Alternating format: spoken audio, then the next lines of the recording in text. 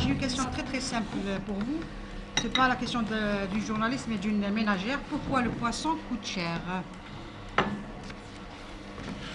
Je vais vous mentir si je vous disais que je ne m'attendais pas à cette question. Voilà. Donc, vous n'entendez pas. Ils vont tout de suite demander la sono. Oui. Ça marche? Donc, c'est une vraie question, d'accord, qui nous touche tous, parce que d'abord, vous allez constater qu'il y a variation des prix très souvent sur le marché. Donc c'est un produit qui suit bien sûr les lois de l'offre et de la demande, mais il faut aussi parler de la formation des prix. Quand on parle de prix d'un produit comme le poisson, on est tout de suite interpellé sur l'offre et la demande, mais l'offre et la demande est une loi qui s'exerce sur un marché. Donc il faut qu'il y ait un marché donné où cette loi pourrait s'exercer pleinement. Or aujourd'hui, nous constatons bien sûr qu'il y a quand même sur cette question des choses à faire. Et je reviendrai un peu plus tard dans mon exposé, enfin dans ma réponse. Mais dans un premier temps, effectivement, il y a un manque au niveau de l'offre que nous constatons bien entendu. Nous produisons à peu près 100 000 tonnes de poissons. Nous importons 44 000 tonnes à peu près. Donc il y a une consommation de 144 000, 145 000 tonnes chaque année. Donc production locale plus importation. Et nous estimons qu'il y a quand même un gap par rapport à ce que préconise la FAO, même l'Organisation mondiale de la santé en termes de consommation, qui préconise une consommation de 6 kg par personne et par an, donc de poissons. Donc si on rapporte ces chiffres, nous constatons tout de suite qu'il y a un gap à rattraper qui est d'à peu près 60 000 tonnes.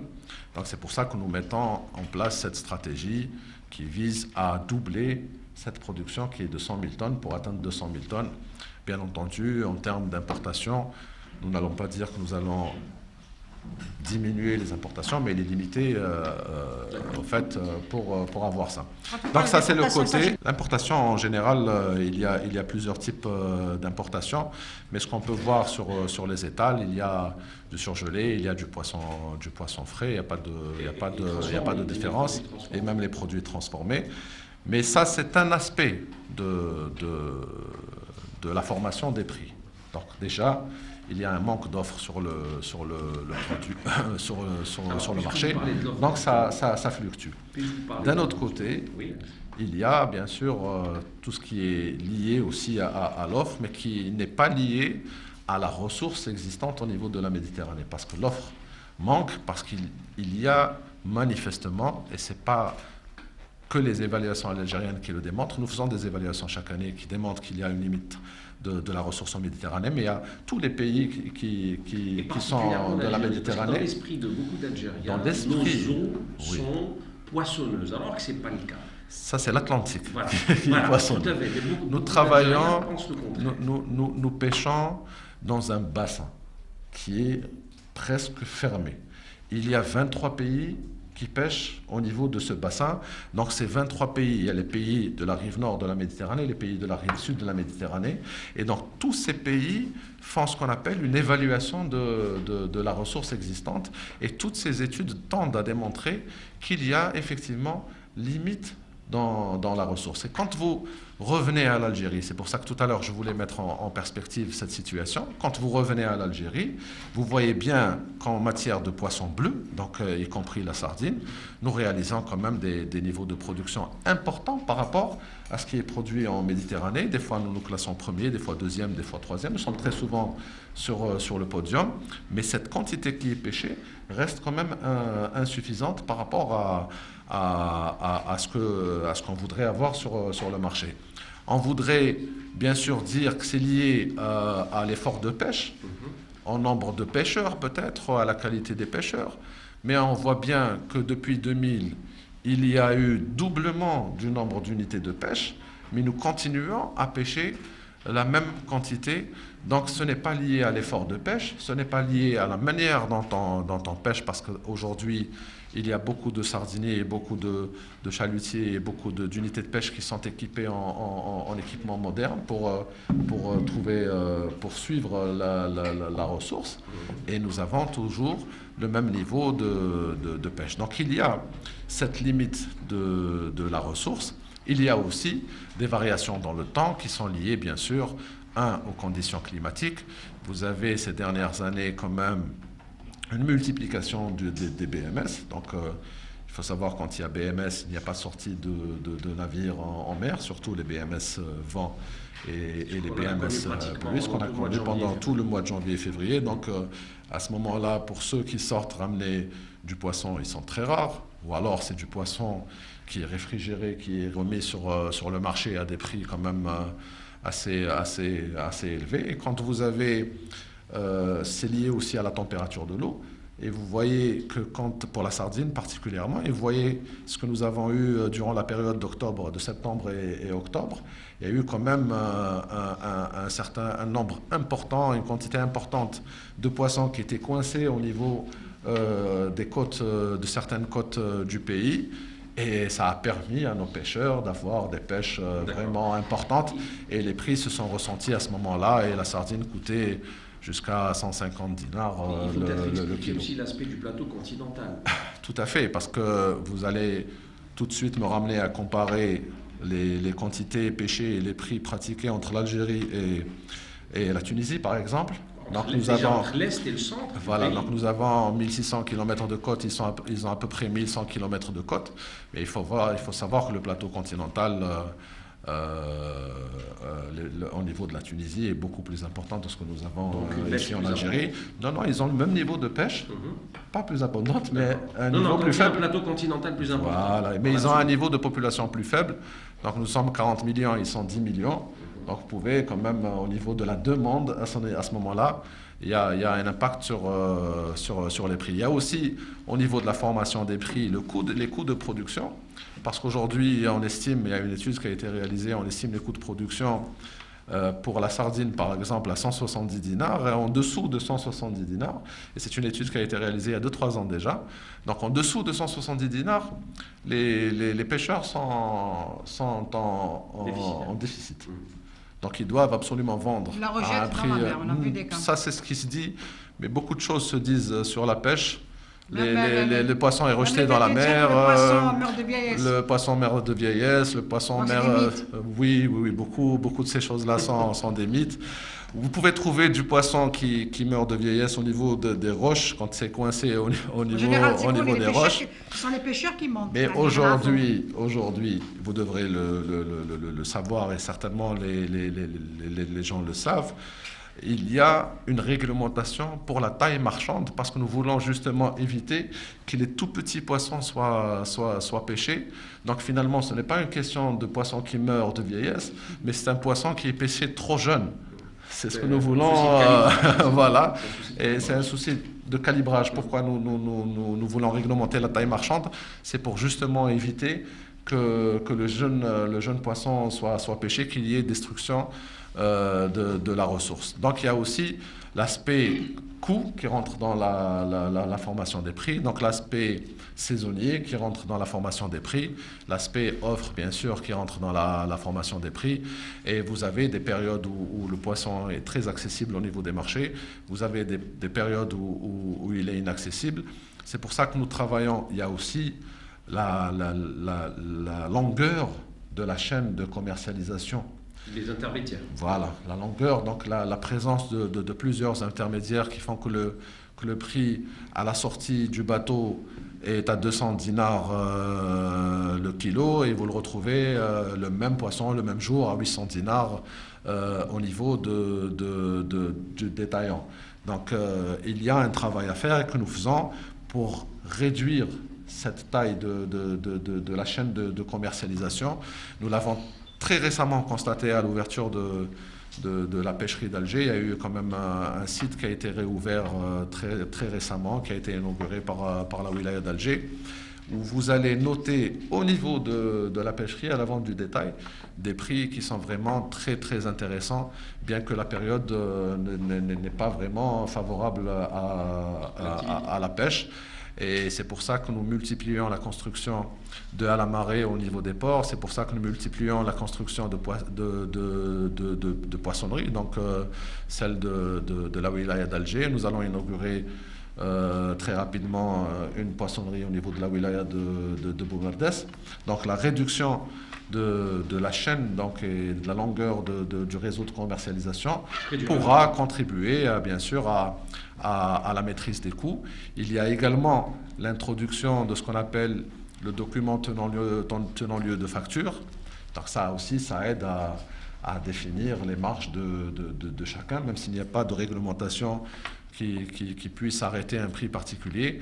Mais quand vous avez la traçabilité d'un produit, donc sorti de la mer, vente au détail, vous pouvez tout à fait trouver là où la marge se prend. Donc on comprend bien que c'est un secteur qui est complexe. Oui, tout à fait. Beaucoup d'intervenants, il y a des facteurs exogènes qui font à ce qu'aujourd'hui il est quasiment impossible de contrôler le prix du poisson.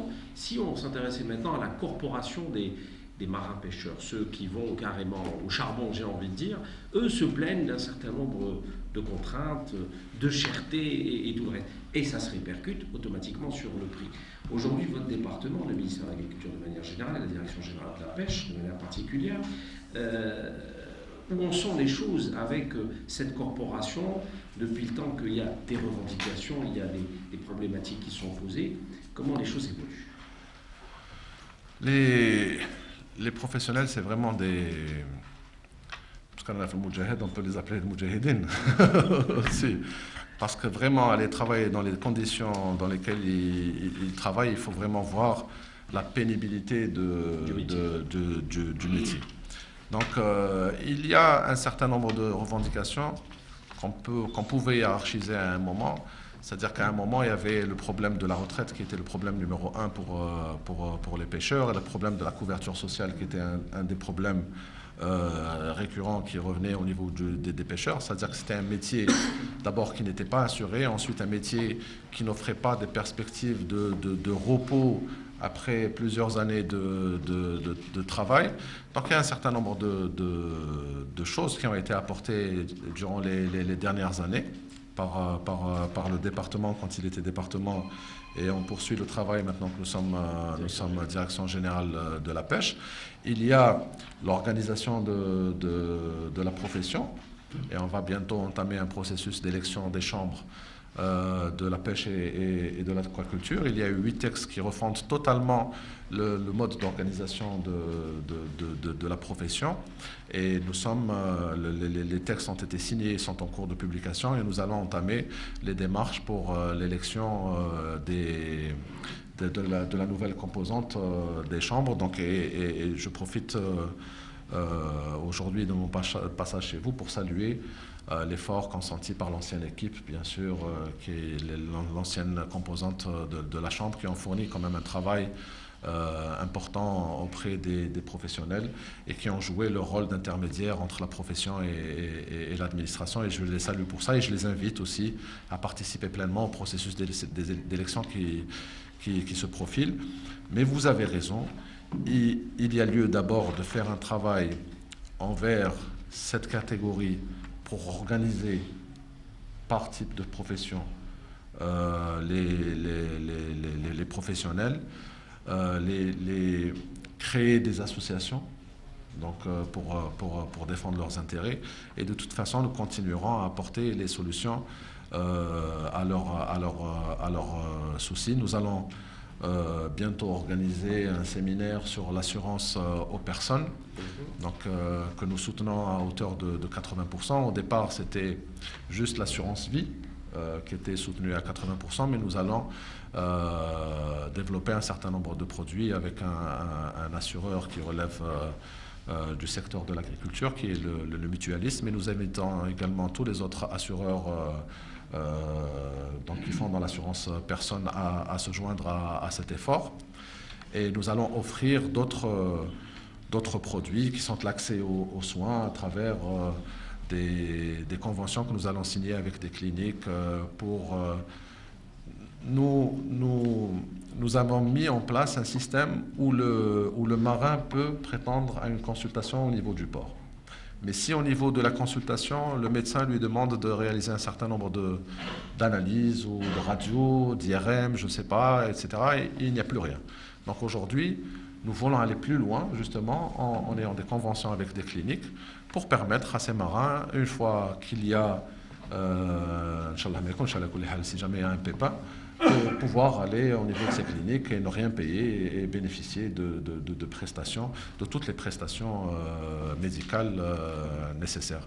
Et il y a un séminaire que nous allons tenir très vite dans ce sens pour porter à la connaissance des professionnels ces éléments. Pour ce qui est des produits, c'est vrai qu'il y a un renchérissement du prix du gasoil, par exemple, mais en face, nous avons quand même mis un dispositif pour soutenir le prix du gasoil au profit des pêcheurs, au même titre que les agriculteurs. Il y a les pièces de rechange qui sont chères aussi, qui sont... Ça fait pas longtemps qu'elle a été habilitée. Qu'est-ce qui a changé? Qu'on aime le moins. Donc, mais il faut ce qu'il faut pour réglementer la pêche. Il y a, vous savez, des pratiques qui sont destructrices de la ressource. Et notre rôle, même si nous avons un rôle de la protection, la préservation des revenus des pêcheurs, nous avons aussi un rôle de la préservation de la ressource. Et quand certains professionnels pratiquent la pêche à la dynamite, par exemple. Si vous voulez, c'est pas très répandu, mais il reste quand même des cas à signaler ici et là. Quand vous avez des pêches au niveau des zones interdites, donc là aussi, c'est destructeur de la ressource. Pour toutes ces pratiques... Alors, expliquez-nous cette histoire de zone interdite. De la bonne information. On n'en signale pas beaucoup, mais il y en a beaucoup. Et je profite aussi de mon passage pour saluer le travail qui est fait par les services des gardes-côtes, qui font quand même un travail remarquable. Parce qu'en plus des missions qu'ils ont pour la préservation de nos frontières, ils font également un travail formidable pour la préservation de la ressource. Et c'est eux qui sont derrière les fauteurs pour tout ce qui est pêche illicite. Et donc, ils réduisent au maximum la pêche à l'explosif, ils réduisent au maximum les violations des temps de repos, des périodes de repos biologiques, et ils interdisent au maximum... Qui viennent pêcher dans notre territoire?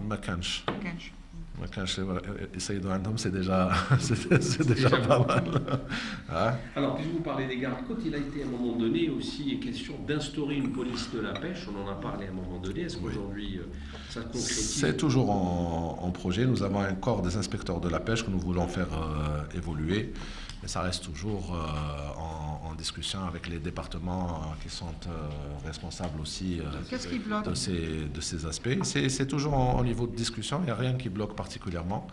Mais vous savez, il y a des gens qui sont prérogatives un peu jaloux de leurs prérogatives, et nous faisons un travail de sensibilisation pour qu'on puisse avoir un travail en commun et en synergie.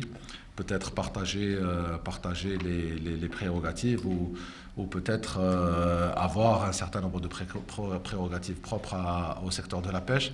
Il faut savoir que le sous-secteur de la pêche est un secteur où s'exprime vraiment l'intersectorialité, parce que c'est un espace d'abord maritime qui n'est pas propre à la pêche. Il y a l'espace maritime commercial. Les ports de pêche relèvent de l'autorité du ministère du Transport. Tout ce qui est travaux au niveau des ports, c'est les travaux publics. Pour ce qui est de la sécurité, c'est les services des gardes-côtes. Pour ce qui est de la préservation des ressources, il y a l'environnement qui intervient. Si nous voulons intervenir au niveau des barrages, il faut solliciter les ressources en eau. Et donc, il y a beaucoup pour les aspects de recherche, c'est le ministère de la recherche scientifique qui intervient avec nous. Pour la formation, c'est le ministère de la formation professionnelle. Donc vous voyez qu'il y a vraiment toute l'intersectorialité qui intervient. Pour ce qui est de la commercialisation, donc nous travaillons beaucoup avec le ministère du Commerce.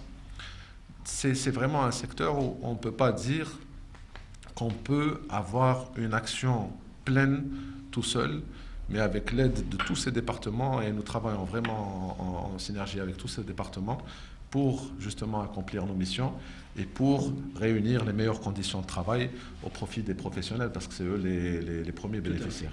Alors, la réhabilitation de la pêche artisanale, est-ce qu'on peut encore toujours miser sur, même si son apport est minime, mais qu'est-ce qu'on peut dire sur la pêche artisanale aujourd'hui? On peut dire beaucoup de choses. Déjà, quelle est-elle, cette pêche artisanale? Nous sommes déjà... on veut bien sûr la promouvoir, c'est une source de production. On veut essayer aussi d'aménager des espaces pour cette pêche artisanale. Donc il y a des investissements qui sont réalisés pour la promouvoir, mais nous sommes toujours à nous poser la question de savoir qu'est-ce que c'est que la pêche artisanale. À quel moment on peut dire que cette pêche est artisanale ou pas? Nous travaillons beaucoup sur cette question. Nous sommes en train de finaliser un texte sur ça. Normalement, nous sommes aux dernières retouches. Mais je vous pose, pas tout de suite, mais je vous pose tout de suite la question, est-ce que la pêche artisanale est liée à la taille du bateau? Est-ce que la pêche artisanale est liée à la quantité de pêche? Est-ce que la pêche artisanale est liée aux instruments utilisés pour la pêche? Et quand vous regardez au niveau du bassin méditerranéen ce que font les autres, c'est ce qu'on fait pour pouvoir définir un peu ce que c'est que la pêche artisanale, vous allez voir qu'au Maroc, par exemple, c'est pas la taille, c'est les outils. En Tunisie, c'est pas les outils, mais c'est la taille du bateau. C'est-à-dire si ça dépasse un certain métrage, c'est de la pêche artisanale, etc., etc. Nous voulons avoir quand même une réglementation qui va nous permettre justement d'accompagner et de quantifier surtout. Et de quantifier cette pêche artisanale. Il y a la pêche artisanale, et vous voulez certainement parler aussi de la pêche récréative, qui est également réglementée. La pêche récréative, donc c'est une pêche, comme vous le savez, destinée à la consommation personnelle de celui qui l'a fait. Mais là, vous pouvez tomber sur des pratiques où les gens dévie un peu la réglementation et passant de la pêche normale à la pêche récréative pour éviter à avoir des autorisations, à payer des cotisations et avoir un certain nombre de préalables pour la pêche. Donc il s'inscrit en récréatif, mais c'est une activité quand même qui reste commerciale. Nous essayons de quantifier à peu près la taille de cette pêche. Elle peut tourner autour de 20 à 30%, mais ça reste des estimations de statisticiens, avec des marges d'erreur bien sûr, mais nous ne laissons pas quand même cette production à la marge. Nous la suivons et nous essayons de la quantifier. D'accord. Pour ce qui est du corail? Le corail, ça c'est important. Elle devait reprendre la pêche au corail. Oui, mais il y a décision pour que la pêche au corail reprenne. Elle a été arrêtée, je crois, en 94. 2001. Donc elle a été arrêtée en 2001. Ça, c'était la mise à prix qui a été arrêtée en 94. Donc elle a été arrêtée en 2001 et il y a eu décision pour la reprendre. Mais vous ne pouvez pas passer de la décision de reprendre à une reprise effective sans pour autant mettre en place un cadre juridique adéquat. Donc vous devez absolument vous entourer des meilleures garanties s'agissant d'un trésor national, parce que c'est vraiment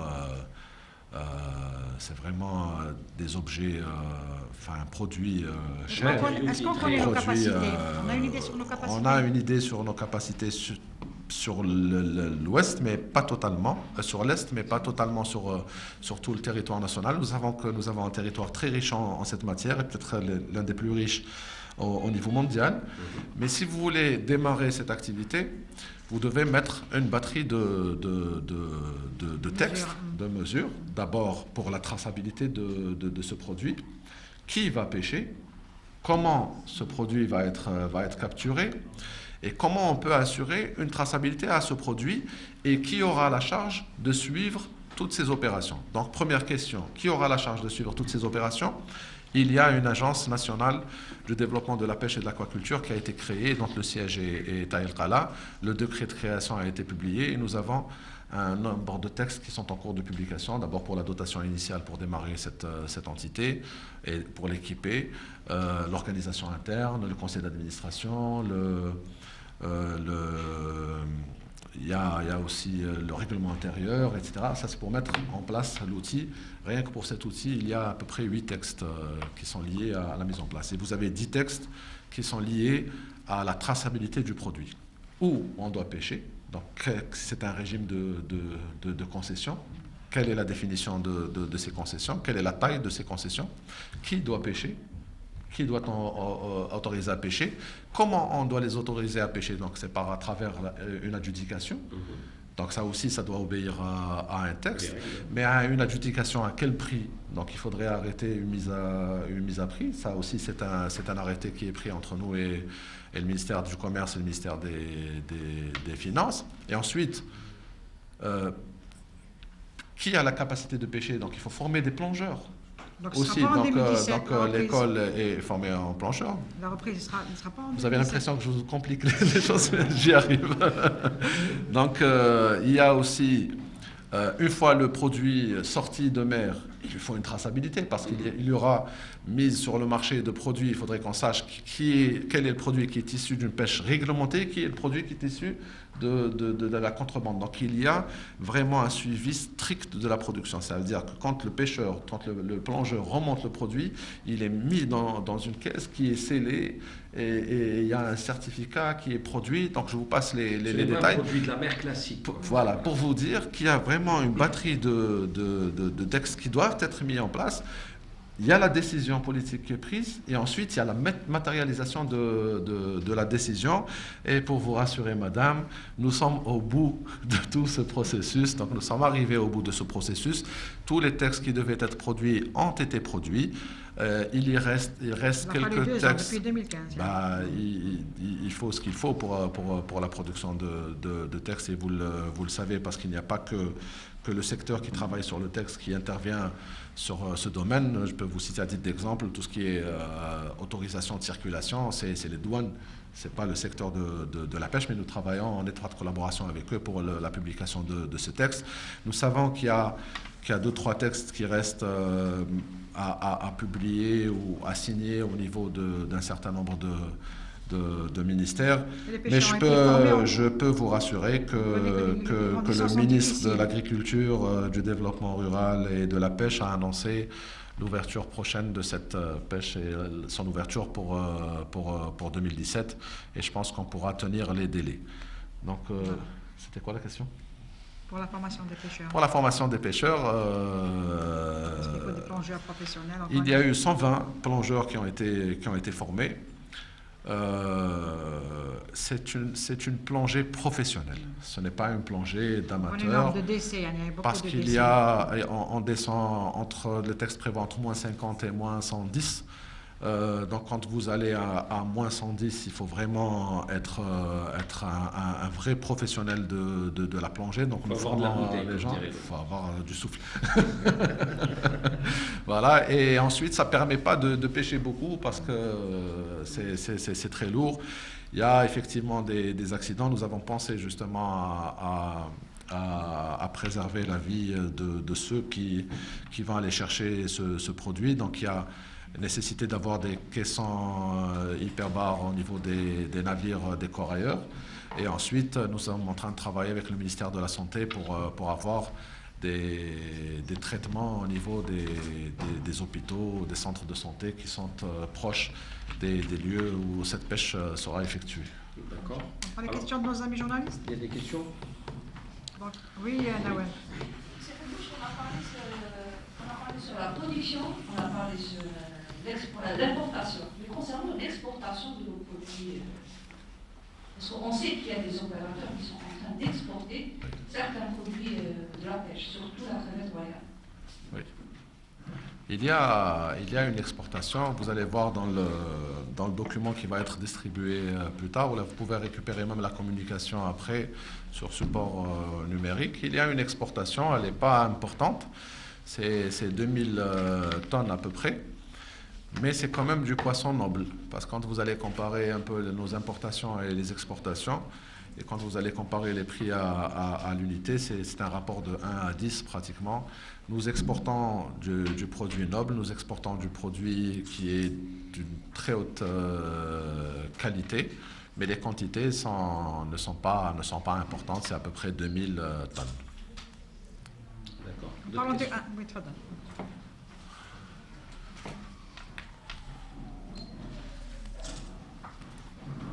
Bonjour, Monsieur Hamouch, vous avez présenté ça. طيب سعد الله قناة البيان. تكلمت على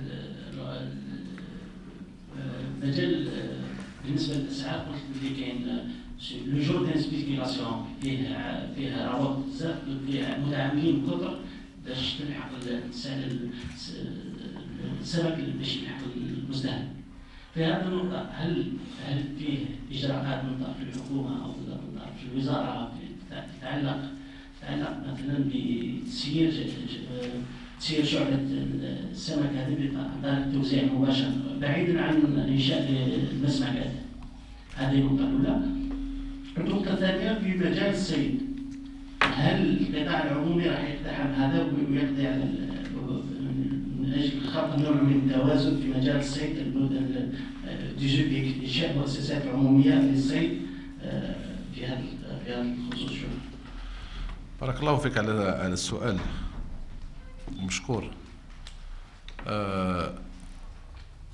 ما ظنيتش يعني في اطار السياسه الجديده المنتهجه للحكومه، في اطار البرنامج الاقتصادي الجديد، انه راح يكون دور للدوله في تسيير شعبه من شعب الاقتصاد. يعني لازم نعرفوا باللي المجال مفتوح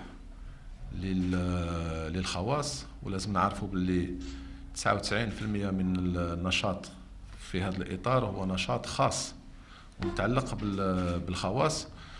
وما ظنيتش أنه التدخل تاع الحكومة بهذه الطريقة اللي راك توصف فيها، عن طريق الدواوين ولا عن طريق بيع أو شراء مباشر من طرف الدولة لهذه المادة، راح تخفض من الأسعار ولا راح ترفع من الإنتاج. يمكن أنه تتخفض من الأسعار من حيث أنه الأسعار تكون مثبتة من طرف الحكومة، ولكن ما راحش يكون لها أثر، ويمكن أنه يكون لها أثر سلبي على الإنتاج. اليوم الإنتاج يجي من الاستثمار، يجي من الاستثمارات. الإنتاج في كل اقتصاديات العالم الإنتاج يتبع الاستثمار، وحنا رانا نشجعوا في هذا الاستثمار. حنا تكلمنا على محدودية المادة في البحر الأبيض المتوسط، وباش نجاوبوا على هذه المحدوديات على المادة هذه رانا نركزوا على الاستثمار في مجال تربية المائيات.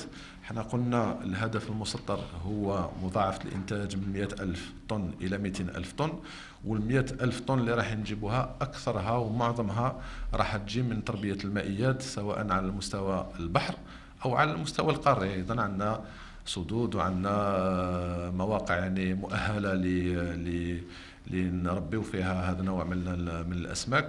والهدف هذا اللي راه مسطر هدف ممكن أنه نوصلوا له بسرعه، ورانا نشوفوا اليوم كاين استثمارات عديده راهي تتم في هذا المجال، وحتى المنتوج رانا نشوفوه في الاسواق، وحتى برا على الاسواق. يعني رانا نشوفوا المنتوج، نقدروا نشوفوا الدوراد راهي تباع في الشارع اليوم، ورانا نشوفوا اللو راهي تباع في الشارع. يعني هذه راهي مواد جديده راهي تدخل السوق، وكل ما نزيدوا من الانتاج وكل ما نرفع من الانتاج راح يساهم هذا الشيء لخفض الاسعار. من العوامل ارتفاع الاسعار، من العوامل ارتفاع الاسعار ماشي هو العامل الاساسي لارتفاع الاسعار، هو طول السلسله التجاريه.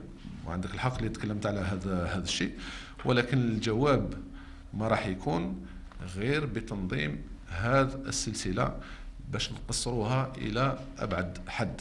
يعني اليوم كي تهبط المسمكه تاع الجزائر العاصمه اللي دشينت مؤخرا، راح تلقى الاسعار اللي موجوده في هذه المسمكه منخفضه بالنسبه لاسواق اخرى. يعني تروح ما حتى الاسواق اللي راهي قريبه هنا في كلوزال ولا راح تلقى فارق في السعر، وما كانش حاجه تنظم الاسعار كما كي تنقص من السلسله التجاريه، وكي تكون عندك متابعه للمنتوج تاعك عن طريق هذه الوثيقه. هذه راح تحل محل الفاتوره وراح يكون فيها يعني معلومات عن المنتوج منين جا وين تصيد والسعر المباع من الصياد الى المستهلك الاخير، يكون عندنا التراسابيليتي. كان ما تكلمتش على نقطه وهي تاع لي مونداتير. لي مونداتير ثاني سي ان ميتي، وهذا النشاط هذا لازم ننظموه ايضا، وكاين نص تشريعي في هذا الاطار باش ننظموا عمل كيفاش تسميه المونداتير بالعربيه؟ الوسيط. هذا الوسيط اللي يكون ما بين الصياد والبائعين في هذا المجال. تروح للوهران ولا لعين تيموشان ولا الجيجل، هذا الحكر توقف لانه كاين اليوم ناس استثمرت في الشاحنات المثلجه، شاحنات التبريد، وكاين حتى مستثمرين في سطيف، حتى ولا السوق تاع سطيف معروف على كل حال انه سي ان هوب اللي يوصل المنتوج لولايات اخرى. يعني هذا شيء جميل لانه هذا المنتوج ما عادش حكر على الولايات الساحليه ولا متاح في الولايات الداخليه، ولكن هذا زاد من الطلب على المنتوج وادى حتما الى الرفع من السعر تاعو.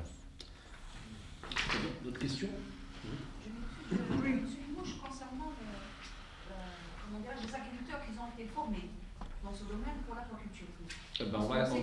Mais c'est la plus belle, madame, Je sais que dans les bassins des agriculteurs, quand on fait l'aquaculture dans les bassins, en contrepartie, on peut utiliser cette eau comme un moyen de D'accord. Pour l'irrigation. Avant de parler de l'agriculture, il y a une question sur le thon rouge. Le thon, on a parlé du corail, maintenant le thon rouge. Alors, pour les le quota de l'Algérie a augmenté. Est-ce qu'on a les capacités de pêcher cette quantité? Est-ce que c'est destiné à l'exportation? Oui, pour les quotas, il y a eu quand même un travail important et à saluer qui a été fait par les négociateurs et par l'équipe et qui sont ici présents, M. Kadour et M. Kacher, qui sont allés à Vilamoura au Portugal négocier les quotas du thon. Donc, vous le savez tous, l'Algérie a été spoliée de son quota en 2011 et qui a été ramené à 168 tonnes donc par an. Et nous avons bien sûr protesté chaque année, nous avons demandé à ce qu'on soit rétabli dans nos droits. Et bien sûr, l'instance internationale a reconnu avoir causé un tort à l'Algérie et a consenti un programme d'augmentation annuelle du quota qui visait à atteindre cette année, en 2017, les 500 tonnes. Donc voilà ce qui était la limite. Mais les négociateurs qui sont allés cette année ne voulaient pas justement abdiquer, ne voulaient pas accepter cet état de fait. Donc il y a eu une nouvelle demande qui a été introduite en 2017 et qui a été bien défendue par l'équipe qui est allée à Vilamoura. Et nous avons eu le soutien de pays amis au niveau de cette instance et nous avons quand même pu doubler la quantité qui nous a été accordée cette année. Donc on est passé à 1043 tonnes. Il faut rappeler que lorsque nous avons perdu notre quota, nous étions à peu près à 600 tonnes et nous sommes passés à 100 tonnes.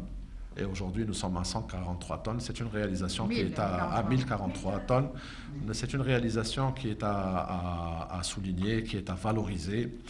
Et nous avons les capacités de pêcher cette quantité. Les 460 tonnes de 2016 ont été pêchées dans un temps record. C'est-à-dire qu'il y a eu même un armateur qui a pêché son quota en 2 jours. Donc pour vous dire que ça dépend du temps, bien sûr, du temps qu'il fait, pas le temps de la météo. Voilà. Mais je pense que nous avons eu une réunion avec les armateurs, donc les thoniers, et nous savons aujourd'hui qu'ils ont la capacité de pêcher la totalité des 1043 tonnes. Nous avons travaillé avec eux sur ce sujet. C'est un préalable pour les prochaines discussions qui seront toujours durs pour les quotas des années prochaines. Il faut savoir que la clé de répartition sera ouverte en novembre, mais nous irons quand même armés de notre volonté et armés de notre désir d'avoir quand même le même niveau de quotas. L'augmenter, ça va être difficile, mais nous travaillerons mais au moins pour maintenir ce niveau de quota exceptionnel que nous avons eu. C'est destiné à l'exportation. C'est un produit boursier, disons. C'est un produit qui est très prisé au niveau des pays asiatiques, qui est vendu à des prix quand même très importants. Donc, en général, la totalité... il faut savoir que le thon est capturé vivant. Et il est vendu vivant à des prix qui sont très intéressants. Bien sûr, nos armateurs qui sont privés en profitent, mais de toute façon, la ressource en devise entre au pays, et c'est ça qui est le plus important, que nos concitoyens algériens pêchent la totalité du quota, qu'on augmente le quota de l'Algérie et qu'on fasse entrer des devises. Très bien. Merci. On passe à l'aquaculture. On s'en réjouit. Il y a de plus en plus de fermes aquacoles. La production augmente. Mais est-ce qu'aujourd'hui, tous les acteurs réellement répondent aux normes, dans le sens où ils respectent parfaitement et complètement la réglementation sur tous les plans? Oui. C'est vraiment la part la plus importante de notre projet, de notre programme. Il faut savoir, si d'un côté nous voulons préserver la ressource qui existe en mer, si nous voulons préserver les emplois des pêcheurs et des professionnels, et nous voulons préserver cette activité qui est importante pour l'économie nationale, nous voulons avoir une augmentation de la production, et ça ne se fera qu'à travers cette filière qui est l'aquaculture. Je l'ai dit tout à l'heure en préambule, et la FAO préconise que pour chaque poisson pêché, qu'il y ait un poisson issu de l'aquaculture. Donc nous travaillons sur cet aspect. Il y a des facilitations qui sont accordées aux investisseurs, et nous voyons aujourd'hui qu'il y a un engouement. Il y a un engouement. Il y a 25 investisseurs installés pour une capacité de production qui est de 12 000 tonnes, qui n'est pas encore atteinte, mais nous espérons que pour cette année, nous allons toucher les 12 000 tonnes, 25 littorales et continentales confondues. Nous savons qu'il y a une capacité de production de 12 000 tonnes et nous travaillons pour les toucher cette année. En 2016, nous avons eu à peu près 2 500 tonnes, mais l'année prochaine, enfin pour 2017, on souhaite avoir les 12 000, en plus des projets qui vont s'installer en 2017. Il y a un vrai engouement. Nous avons reçu à peu près 120 projets qui ont été transférés au Centre national de recherche et de développement de la pêche et de l'aquaculture, qui est chargé de valider les études, tant sur le plan technique que sur le plan financier, avant de transmission du projet au niveau de la banque pour financement. Même la banque aussi est rassurée quand un centre national de recherche valide l'étude, c'est-à-dire que le travail est sérieux. Il y a 120 projets qui ont été validés, qui sont entrés dans le circuit de financement ou dans le circuit d'attribution des concessions. C'est une activité, il faut le comprendre, parce que comme vous pouvez comprendre pourquoi les prix sont chers, vous pouvez comprendre pourquoi les gens ont cet engouement vers l'investissement dans l'aquaculture. Les prix, le marché est porteur, le marché est preneur, le marché absorbe la totalité de ce qui est produit aujourd'hui par les établissements qui sont installés à des prix vraiment élevés par rapport à ce qui pourrait être. Mais ça, c'est le marché qui fixe le prix. Donc il y a des marges de bénéfices importantes, et ça, je peux vous assurer que ça attire l'investisseur. L'investisseur, en général, cherche le profit, c'est normal.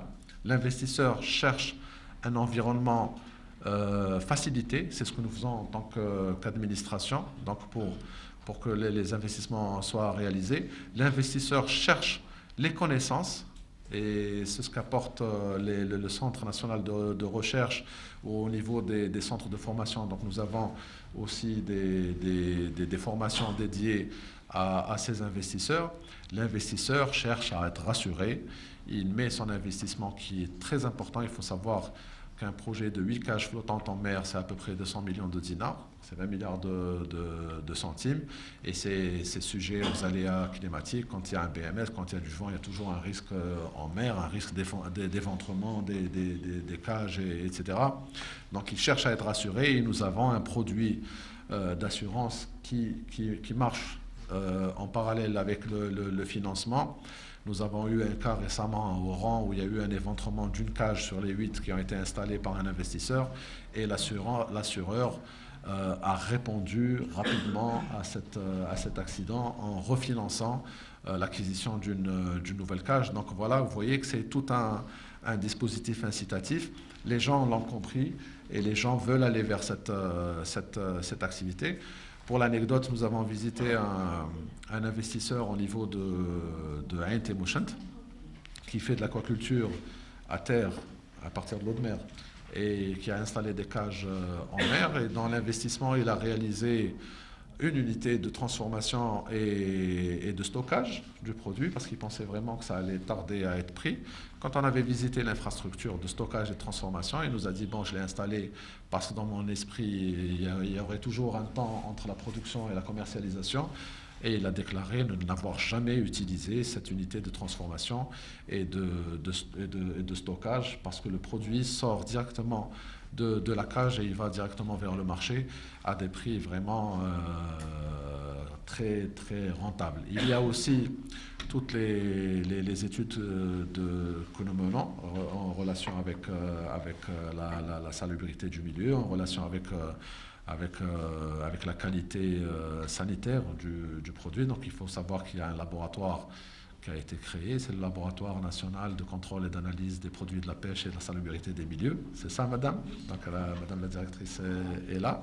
Et donc nous travaillons aussi sur la qualité des produits, la qualité de l'eau. C'est en relation aussi avec les exportations parce que nous avons des moules d'excellente qualité que nous ne pouvons pas placer sur le marché européen en raison de l'absence de laboratoires certifiés qui puissent donner le visa aux produits d'un point de vue... Je sais qu'il n'y a pas que le poisson. Vous parlez des moules, oui, c'est la conchyliculture, c'est ça, un projet de crevettes. Et donc nous travaillons pour la certification du laboratoire pour qu'il puisse produire des certificats acceptés au niveau des produits des pays importateurs de ces produits qui sont très prisés et d'excellente qualité. Donc c'est tout un dispositif qui est mis en place pour favoriser la production et même plus tard l'exportation. D'accord. Une question, éventuellement une dernière. Je vous rappelle, c'est un forum de presse, donc il faut que vous posiez vos questions maintenant, s'il vous plaît. C'est-à-dire que je ne répondrai pas aux questions après. Voilà.